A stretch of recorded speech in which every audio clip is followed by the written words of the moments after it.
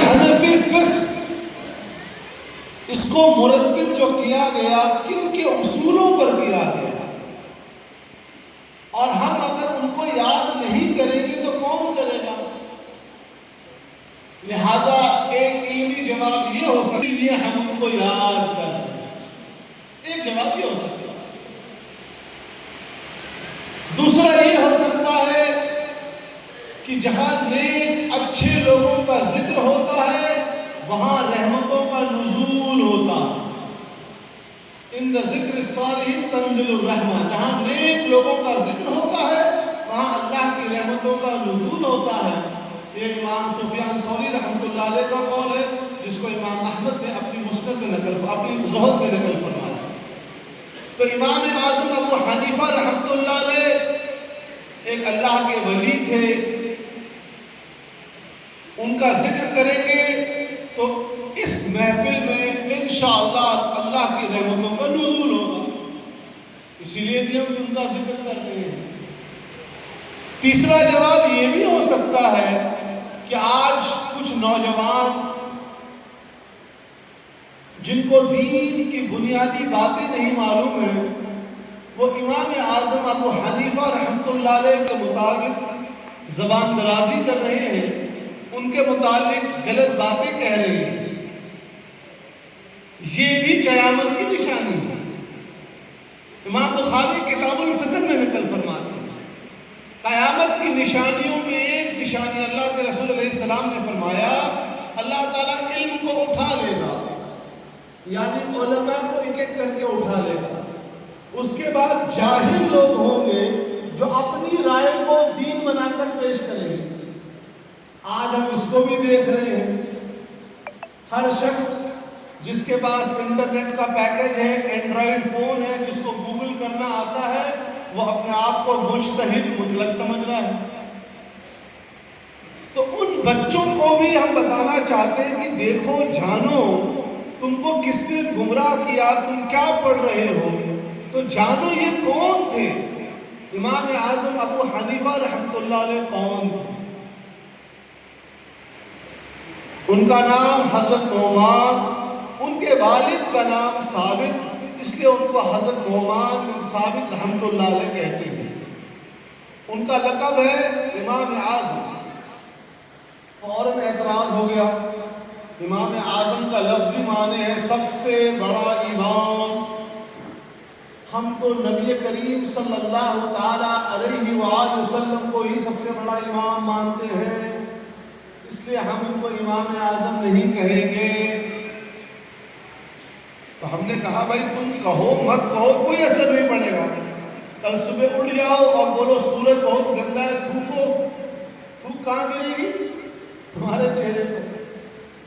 1400 سال سے جس کو تمام لوگوں نے، میں ابھی حوالہ دوں گا، امام الاعظم ابو حنیفہ کہا ہے، تمہارے ایک کے نہ کہنے سے ان پر کوئی فرق نہیں پڑے گا۔ پہلے جواب سن لیجئے کہ کسی شخص کو یا کسی کے لیے جب کوئی لفظ استعمال ہوتا ہے تو وہ اس کانٹیکسٹ میں ہوتا ہے۔ یہ قرآن مجید سے ثابت ہے۔ قرآن مجید میں اللہ فرماتا ہے اللہ ولی، اللہ ولی ہے۔ قرآن مجید میں رسول کو بھی ولی کہا گیا اور مومن مسلمانوں کو بھی ولی کہا گیا۔ ایک ہی لفظ اللہ تعالیٰ کے لیے بھی استعمال ہوا، حضور علیہ السلام کے لیے بھی ہوا اور مسلمانوں کے لیے بھی ہوا۔ لفظ ایک ہے لیکن ہر جگہ اس کا معنی الگ ہے۔ اللہ تعالیٰ مددگار ہے بالذات، خود سے۔ رسول مددگار ہے اللہ کی دی ہوئی طاقت سے۔ مسلمان مددگار ہے رسول کی عطا سے۔ لفظ ایک الگ کانٹیکسٹ میں استعمال ہوا۔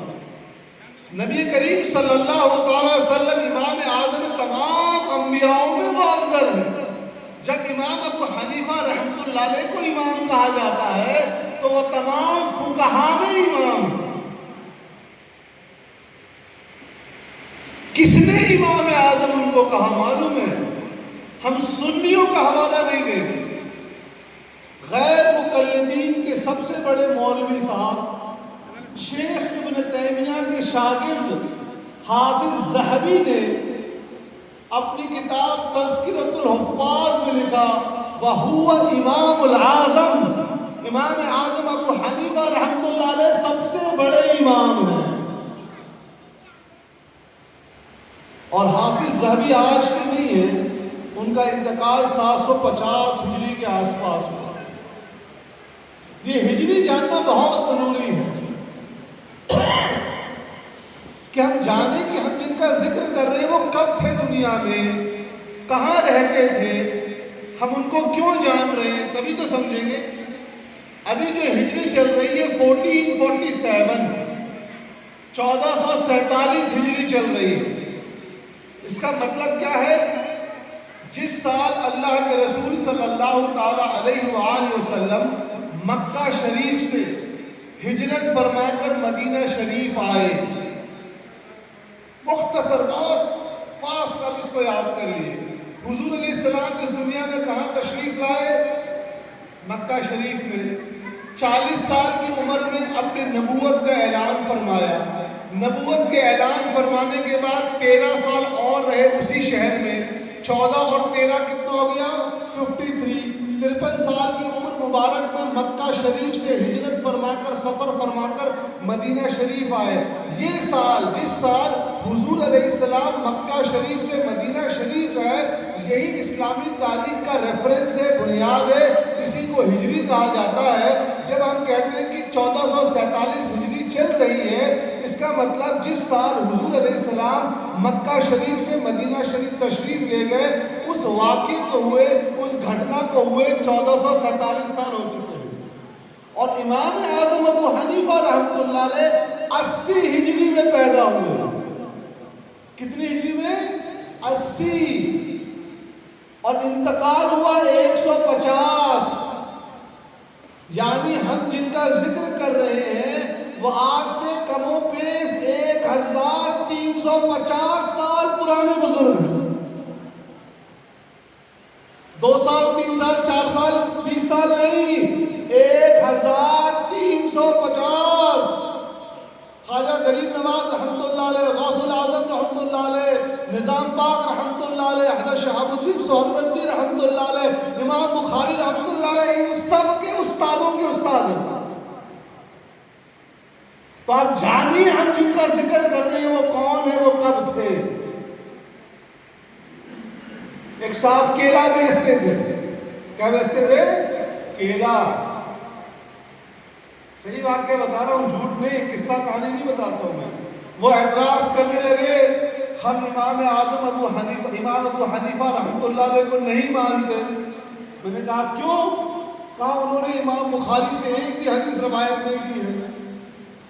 ان کو بیٹھا کے بتایا کہ ارے بھائی، جب امام بخاری کے ابا پیدا نہیں ہوئے تھے تب امام ابو حنیفہ کا انتقال ہو چکا تھا. یہ تو یوں کہنا ہوا کہ دادا نے پوتے سے کوئی حدیث روایت نہیں کی.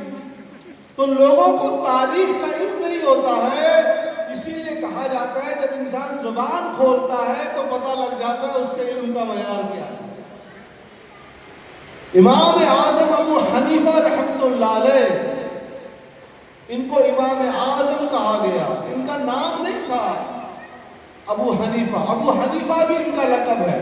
اب اس کے متعلق علماء کے 2 قول ہیں کہ ان کو ابو حنیفہ کیوں کہا جاتا ہے. نام تو ہے نعمان رحمۃ اللہ. پہلا قول کہ یہ دین حنیف کے بہت بڑے داعی تھے، اس پہ بہت مضبوطی سے قائم تھے، اس نسبت سے ابو حنیفہ.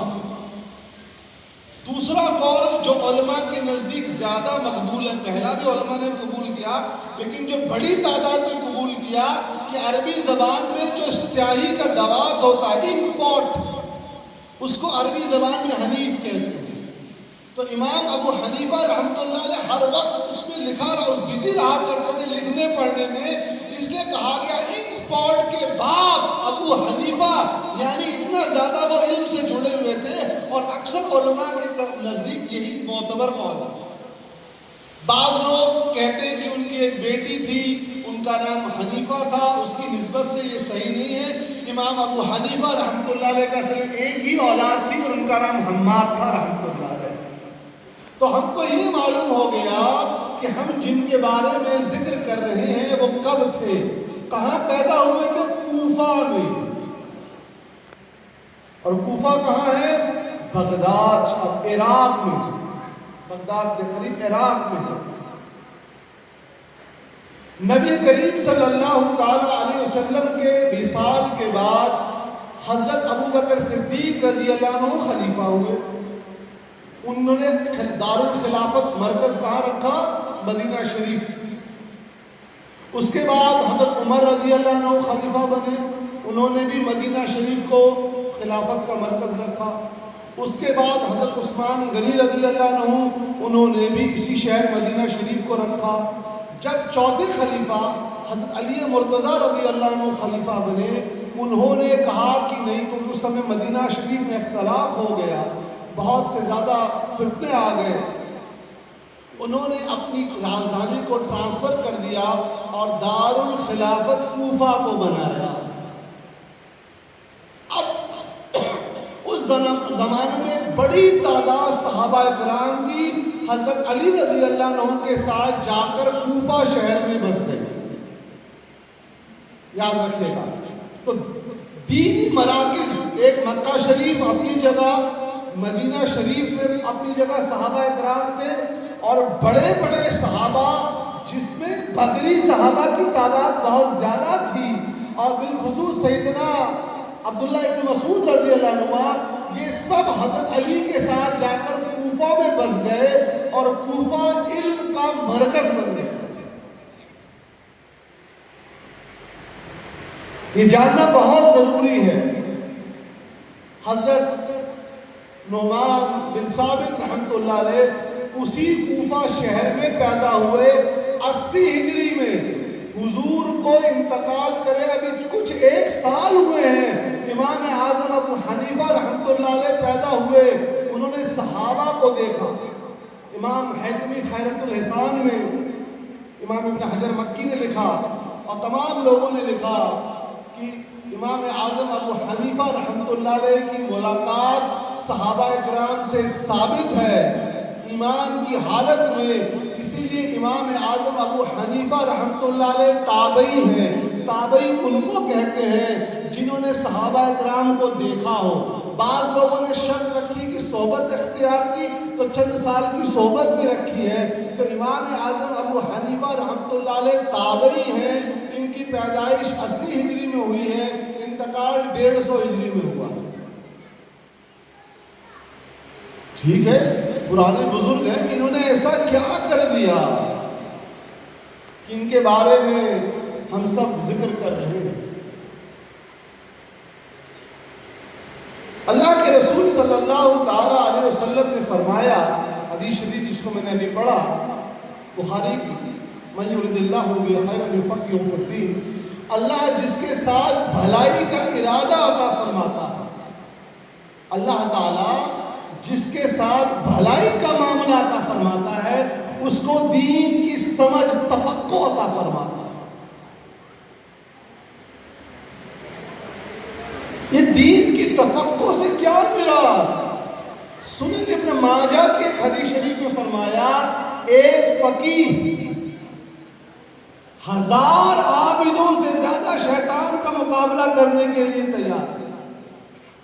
ایک فقیہ جس کو فقہ کا علم ہو، وہ 1000 عابدوں سے زیادہ مضبوط ہے کس سے مقابلہ کرنے کے لیے؟ شیطان. تو یہ فقیہ کہتے کس کو ہیں؟ اللہ تعالیٰ قرآن مجید میں فقیہ کی اہمیت یوں فرماتا ہے کہ اگر مسلمانوں کی ایک جماعت جنگ میں چلے جائے مقابلہ کرنے کے لیے تو اللہ تعالیٰ فرماتا ہے سارے لوگ نہ جائیں، ایک مسلمانوں کی جماعت رک جائے فقہ کو پڑھنے اور پڑھانے کے لیے. فقہ اتنا امپورٹنٹ ہے اللہ تعالیٰ کی بارگاہ میں. اللہ تعالیٰ فرماتا ہے فقہ کو جو لوگ پڑھتے پڑھاتے ان لوگ رک جائیں تاکہ جو لوگ جنگ سے واپس آ جائیں ان کو اور عام لوگوں کو فقہ کی تعلیم عطا کی جا سکے. تو فقہ کہتے کس کو؟ اس کو سمجھنا پڑے گا. دین کی سمجھ. یہ کہتے کس کو؟ میں مثال کے طور پر سمجھاؤں گا بنا تشبیہ و بنا تمثیل. ایک ایسی مثال دوں گا کہ جو لوگوں نے لا کیا ہے یا جو لوگ اخبار پڑھتے ہیں ان کو سمجھ میں آ جائے. ہندوستان کے آئین میں مرد اور عورت کو برابر کا حق ہے نا؟ سب مانتے ہیں. لیکن ٹرین میں آپ جائیے، آپ نے قانون پڑھ لیا کہ مرد اور عورت کو برابر کا حق ہے. آپ ٹرین میں یا بس میں چلے گئے، وہاں پر سیٹ کے اوپر لکھا ہوا ہے ریزرو فار فیمیل، عورتوں کے لیے سیٹ ریزرو لکھا رہتا ہے. آپ کہیں گے نہیں جی میں تو عورتوں کو نہیں بیٹھنے دوں گا کیونکہ میں نے پڑھا ہے عورت اور مرد برابر ہیں. پولیس والا آئے گا ڈنڈا مار کے ہٹائے گا، کرے گا رے بیوقوف، یہ نہیں معلوم کہ ایک نیا امینڈمنٹ، ایک نیا بل، ایک نیا قانون پاس کیا گیا کہ عورت اور مرد برابر ہے اس معاملے میں، لیکن یہاں پر عورتوں کو ایک خاص سہولت دی گئی ہے. یہ والا قانون بالعموم ہے لیکن اس معاملے میں عورتوں کے لیے خاصیت ہے. دوسری مثال، ایئرپورٹ پر آپ گئے، آپ کی سیکورٹی چیک ہو رہی ہے، آپ سے سب کچھ پوچھا جا رہا ہے اور ایک بغل میں VIP گیٹ بنا ہوا ہے. کہا جو بڑے آفیسر ہیں، پولیٹیشین ہیں، منسٹر ہیں، پریزیڈنٹ ہیں، پرائم منسٹر ہیں، ان لوگوں کے لیے کوئی چیکنگ نہیں ہے، وہ لوگ وہاں سے جا سکتے ہیں. آپ وہاں دھرنے پہ بیٹھ گئے، ارے سب کو برابر کا حق ملنا چاہیے، ہماری چیکنگ ہو رہی ہے ان کی نہیں ہو رہی. پھر پولیس والا مارے گا، کرے بیوقوف وہ ایک خاص قانون بنایا گیا ہے، تم کو کیا یہ بنیادی بات نہیں معلوم کہ قانون بنانے سے پہلے کیا کیا مرحلے ہوتے ہیں؟ ایک ہوتا ہے عام قانون اور ایک ہوتا ہے خاص قانون. تو پتہ یہ لگا یہاں جو اللہ کے رسول علیہ السلام نے جو حدیث میں فرمایا کہ اللہ تعالیٰ جن لوگوں سے بھلائی کا ارادہ عطا فرماتا ہے ان کو دین کی سمجھ عطا فرماتا ہے. یعنی قرآن مجید کی اس آیت کا مقصد کیا ہے، وہ کیوں نازل ہوئی ہے، کیا اس کا حکم سب کے لیے ہے کہ خاص کے لیے ہے، حضور کے قول مبارک حدیث شریف کا حکم کیا ہے، کیا وہ سب کے لیے ہے کہ وہ بعد والوں کے لیے ہے. یہ جو سمجھے اس کو فقیہ کہتے ہیں.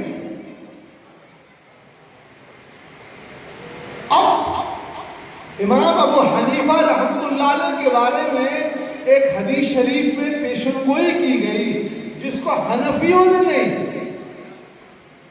شوافع نے اور غیر مقلدین نے کہا کہ گرچہ اس حدیث شریف میں امام ابو حنیفہ رحمۃ اللہ علیہ کا نام نہیں ہے لیکن یہ انہی کے آنے کی بشارت دی گئی.